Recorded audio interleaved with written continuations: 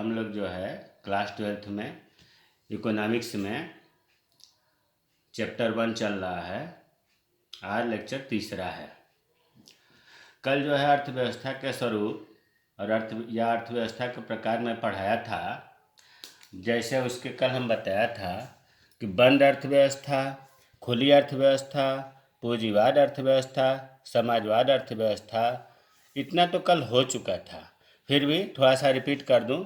बंद अर्थव्यवस्था का अर्थ ये हुआ कि एक देश का दूसरे देश से आयात निर्यात न हो, किसी भी दूसरे देश से आयात निर्यात न हो, उसे बंद अर्थव्यवस्था कहते हैं। जिस देश का दूसरे देशों के साथ आयात निर्यात हो, आर्थिक संबंध हो, उसे खुली अर्थव्यवस्था कहते हैं।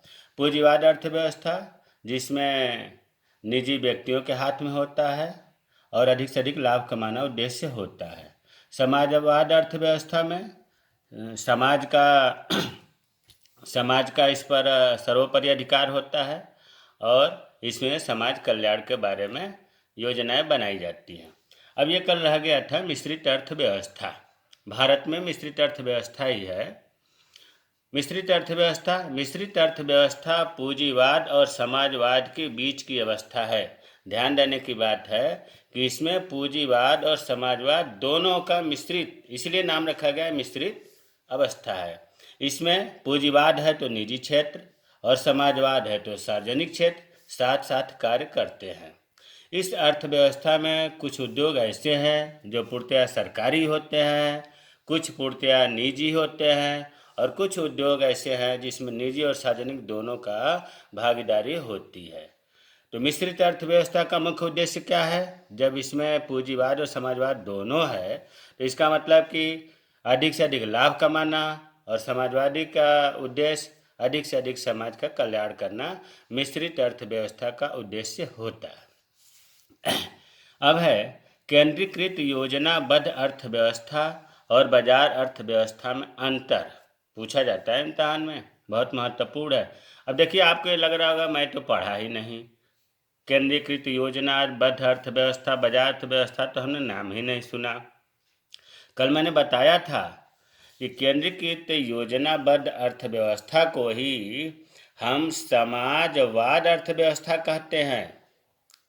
समाजवाद अर्थव्यवस्था और बाजार अर्थव्यवस्था को पूंजीवाद अर्थव्यवस्था कहते हैं।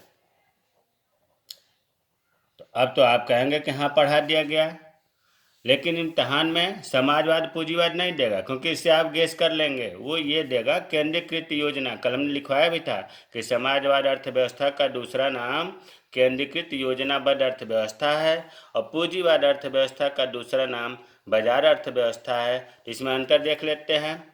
समाजवाद अर्थव्यवस्था में उत्पादन के साधनों पर संपूर्ण समाज का स्वामित्व होता है। अभी हमने बताया था कि जो उत्पादन के साधन 5 होते हैं, भूमि, श्रम, पूंजी, संगठन, साहस, उन पर संपूर्ण समाज का स्वामित्व होता है और उनका संचालन एक केंद्रीय संस्था मतलब सरकार के द्वारा किया जाता है। पूंजीवाद अर्थव्यवस्था में क्या होता है कि उत्पादन के जो साधन हैं उन पर निजी स्वामित्व होता है, सरकार का हस्तक्षेप नहीं होता है।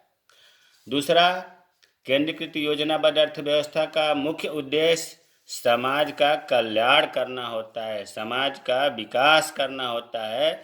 और जबकि बाजार अर्थव्यवस्था का मुख्य उद्देश्य व्यक्तिगत लाभ कमाना होता है। निजी कंपनियां व्यक्तिगत लाभ के लिए ही ज़्यादा जोर लगाती हैं। केंद्रीकृत योजनाबद्ध अर्थव्यवस्था में तीसरा अंतर, इसमें उपभोग, उत्पादन एवं व्यवसाय के चयन में व्यक्तिगत स्वतंत्रता नहीं होती। समाजवाद अर्थव्यवस्था में अगर कोई व्यक्ति हम चाहे कि हम उत्पादन अपने मन से करें तो ऐसा नहीं कर सकता, क्योंकि वो सरकारी होता है। और पूंजीवाद अर्थव्यवस्था में स्वतंत्रता होती है, उसे उत्पादन करने के लिए, उपभोग करने के लिए, व्यवसाय चुनने के लिए स्वतंत्रता होती है। इसमें सरकार का हस्तक्षेप नहीं होता है। समाजवाद अर्थव्यवस्था में कंपटीशन का अभाव होता है, जबकि पूंजीवाद में एक कंपनियां दूसरे कंपनियों के बीच में कंपटीशन होता है कि उससे हम ज़्यादा माल उत्पादन करें, उससे हम ज़्यादा सस्ता बेचें, जबकि समाजवाद में ऐसा नहीं होता है। पांचवा अंतर, इस अर्थव्यवस्था का संचालन सरकार द्वारा किया जाता है या केंद्रीय संस्था द्वारा किया जाता है, गवर्नमेंट के द्वारा किया जाता है, जबकि बाजार अर्थव्यवस्था में संचालन निजी व्यक्तियों के द्वारा होता है। तो ये अब केंद्रीकृत योजना अर्थव्यवस्था और बाजार अर्थव्यवस्था में अंतर क्लियर हो जाना चाहिए। अब है अर्थशास्त्र की विषय वस्तु या इसी को कहते हैं विषय सामग्री।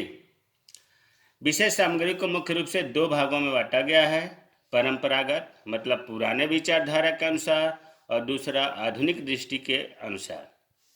परंपरागत दृष्टि से अर्थशास्त्र की विषय सामग्री 5 भागों में बांटा गया है: उपभोग, उत्पादन, विनिमय, वितरण, राजस्व। ये कंठस्थ हो जाना चाहिए, बहुत महत्वपूर्ण है कि अर्थशास्त्र की विषय सामग्री का वर्णन करिए। तो देखिए, इनके बारे में मैंने यहाँ नहीं लिखा है क्योंकि लिखते तो बहुत ज़्यादा समय लगता। उपभोग, जब वस्तुओं और सेवाओं का जो उपयोग करता है वही उपभोग कहलाता है। वस्तुओं और सेवाओं का उपयोग करना ही उपभोग कहलाता है। उत्पादन, वस्तुओं और सेवाओं का जब हम निर्माण करते हैं तो उत्पादन हो गया। विनिमय, एक दूसरे से आदान प्रदान एक्सचेंज करना विनिमय हुआ। जो उत्पादन हुआ है संसाधनों के बीच में किस प्रकार वितरण किया जाए इसमें वर्णन होता है। राजस्व, राजस्व सरकार का कितना आय हुआ कितना व्यय हुआ राजस्व में वर्णन होता है। ये तो पुराने विचारधारा के अनुसार अर्थशास्त्र की विशेष सामग्री 5 भागों में हो गया।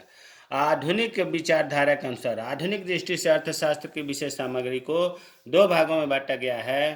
पहला व्यष्टि अर्थशास्त्र, जिसको हम सूक्ष्म अर्थशास्त्र भी कहते हैं, कीमत सिद्धांत भी कहते हैं। दूसरा समष्टि अर्थशास्त्र, इसको व्यापक अर्थशास्त्र भी कहते हैं, आय तथा रोजगार सिद्धांत भी कहते हैं।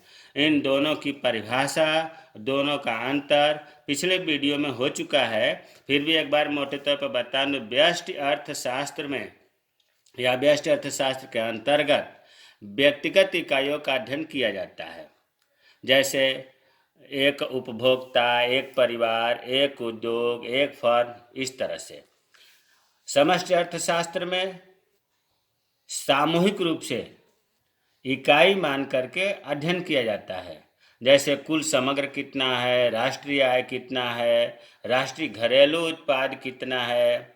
अंतर भी खूब बढ़िया से इससे पहले पढ़ाया गया है कि व्यष्टि अर्थशास्त्र की मुख्य समस्या होती है कीमत का निर्धारण करना, इसीलिए इसे कीमत सिद्धांत भी कहते हैं।